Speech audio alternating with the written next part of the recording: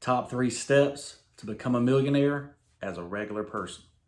I'm Nate. I'm the FitFutureMD. Upload every Monday, Wednesday, Friday. Pick up your free copy of the nutrition and workout guide in the description below. I'm currently down 47 pounds, and if you're interested in how I did that, pick up that free workout and nutrition guide in the description below. I'm the owner of Ensorsale. Ensorsale is family. Together we rise up from humble beginnings to inspire others all over the world with the messages on our t-shirts. Wear your inspiration today and use code FitFutureMD for 20% off. So, number one with this question, whether you want to be, you want to be a millionaire, but you're a regular person. Regular person means you work a regular job. You're an employee, right? And, I basically do numbers off what an average would be, right? Right now, you're basically saying, 60,000 a year plus or minus 2%, going up every year, right? Even with high inflation. Well, the number one way for you to become a millionaire is by investing, right? The number one step, you have to invest. Now, for a person to invest, you need to figure out which of the investment vehicles you are actually interested in, right? Because if you're not interested in the stock market, then you're not going to be successful at the stock market. If you're not interested in real estate, then you're not going to do well in real estate, right? Obviously, you're in a career and you may be an expert in that career, and that may be what you invest in, right? You may invest in the business of that career path, right? So if you're a nurse, you're medical, you may be investing in everything that's medical, right? That you read about to keep up your knowledge and stuff like that. If you're in construction, you may invest in Caterpillar or John Deere or whatever, right? Whatever you're willing to spend your time learning about, knowing about, right? And you realize that investments come in cycles, right? There's short-term cycles and long-term cycles, right? So right now, real estate is very high, right? Priced wise. Interest rates are high. So your returns or your cash flow returns on real estate is not very good. So you're going to have to be a person that has cash to hold on to real estate while it appreciates, while it goes up in price, and while the rents catch up to the price, right? Because of how the government has done that, right? The government has increased interest rates over time, right? Very fast, very quickly this time. And there's going to be a lot of people that get caught up in that cycle that their rents can't cover their interest rate payments. And when that occurs, they don't have the money to hold on to that real estate. And, you may see a price drop, but it's not going to be, I don't think it's going to be a crash. I think it's just going to be a little drop, right? So instead of it being a $500,000 house, it might be a $480,000 house, right? Whatever. A lot of people got involved in Airbnb and actually bought houses just for the purpose of Airbnb. And, if people aren't traveling locally as much or within the United States, as they've been trapped here for 2 or 3 years, they're going more out of the country, right? So it's just a cycle, right? 2020, 2021, 2022, all of those were high, right? And now 2023, that, you're seeing that decline start, right? So you just have to know worst case scenarios, best case scenarios. That's why Dave Ramsey always tells everyone to,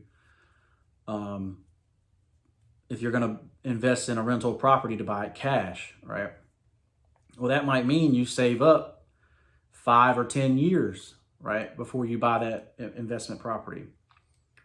Whereas people that invest in real estate, most of them say, well, 80-20 it with the bank, right? Or 65-35 with the bank. And that also makes sense when the interest rates make sense for the rents, right? when you're a beginner investor. When you already have a lot of capital and you can hold on to things for a long time, you may invest in a different way. But cash flow is definitely the way to go when you're a regular person, right? Now, so really step one, you're investing, right? Step two is you have to get better at your career, or even get into a better career if you're not in a good career, right? So it's still technically investing because you're investing in yourself, right? You're investing in your knowledge, in your skill set, right? And then your network, who you know. Because, like I say, everything's a cycle. So even the business you work for may be caught in that cycle and may go out of business. And you may need a network to get you hired on somewhere else in the same career path, right? So, things that you think are untouchable go out of business, like hospitals. Like, how does a hospital go out of business? Doesn't make any sense, right? Especially when America's the sickest it's ever been with obesity and chronic disease, right? So think about things like that. Like, if hospitals can go out of business, any job you get into can go out of business, right? And you can see that when you work somewhere. If you work somewhere and you see that they have a weak leader, somebody that's not very good at their job, that business is eventually going to go out. It may not be this year, it may not be that next year, but it's going down, right? So you just have, when you figure that out, you may need to network to find the better career path. Like I say, but you definitely want to invest in your knowledge of your career and be the best you can be at it. If that's going to be your long-term career, it's actually what you love and enjoy, right? Because let me tell you, those people that, don't make a lot of money, but they help that kid get food, or they get people out of abusive relationships, or whatever thing, good cause they're doing, right? They make a lot less money than, or even public service, like I do. You make a lot less money, but you're rewarded a lot more in other ways besides money, right? So, keep that in mind. Like I say, the third and final way is to be married, right? Being married in the United States is a hack, right? And a lot of the people on the internet are going against marriage, right? But this is what I'm going to tell you. Having a partner in life is worth more than any amount of money that you could find. The problem is most people choose the wrong partners just based on looks. And when the looks are gone, or when all that, other stuff is gone, the lust is gone, there's nothing there. So you need to figure out, before you marry someone, whether it's just lust or whether there's actually a long-term thing there, a long-term loyalty to each other. And when you find somebody that's loyal to you through and throughout, then, it's very easy to say, oh, I'm going to be married, and being in this marriage and raising a family with this person is going to make me successful. Even if it's just somebody inspires you to be better, right? Or to do better, or it gives you a reason to do that, that's worth its weight in gold already, right? Because, you may not be, neither one of you might not be motivated by status, but being able to provide, especially as a male, being able to provide is very important for you emotionally and mentally.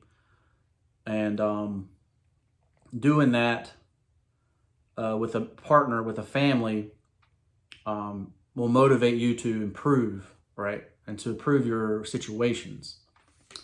So keep that in mind, right? Say, obviously you got to invest, you got to get your skill level up, right? And being married is the hack of all hacks, right? Especially in real estate, right? Because you can sell, make 250,000 by yourself, but you can make up to 500,000, $500,000 tax-free being married, right? Most millionaires are millionaires because of real estate, right? And you may not be a person that loves real estate enough to go get, multiple rental properties, but you can say, oh, I'm gonna start with this starter home, 3-bedroom, 2-bath, 1,200 square feet. 2 to 5 years later, sell out of it, upgrade to a bigger house, and a bigger house over and over and over again, and get that tax-free money, right? Especially as the economy continues to inflate, right?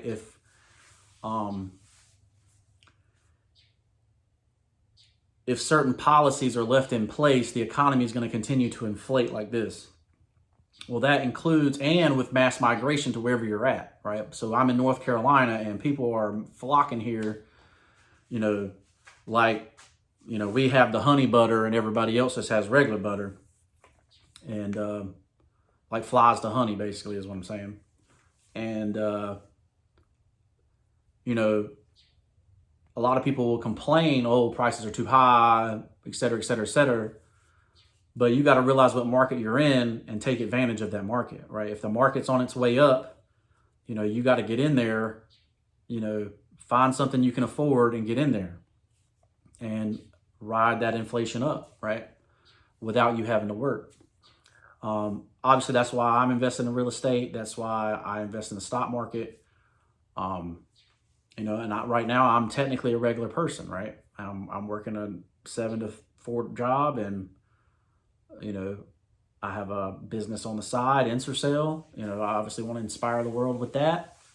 I concentrate on health. Like I say, if you're not healthy, then you cannot be anything, right? So if you're a regular person and you're unhealthy, pick up that free nutrition workout guide and start your health journey today, right? Because if you're not healthy, you're never going to be rich, right? Even if you get the money, you're still not rich because you're not healthy. You can't enjoy the money, right? And you're just going to leave your family, your wife and your kids without somebody, right? And that might happen anyway, even if you are healthy, but obviously you give yourself a better chance if you are healthy. So pick up that free nutritional workout guide in the description below. Start your health journey today. I'm Nate. I'm the FitFutureMD. Shop at Ensorsale.com. FitFutureMD for 20% off, and we'll see you in the next one. Peace.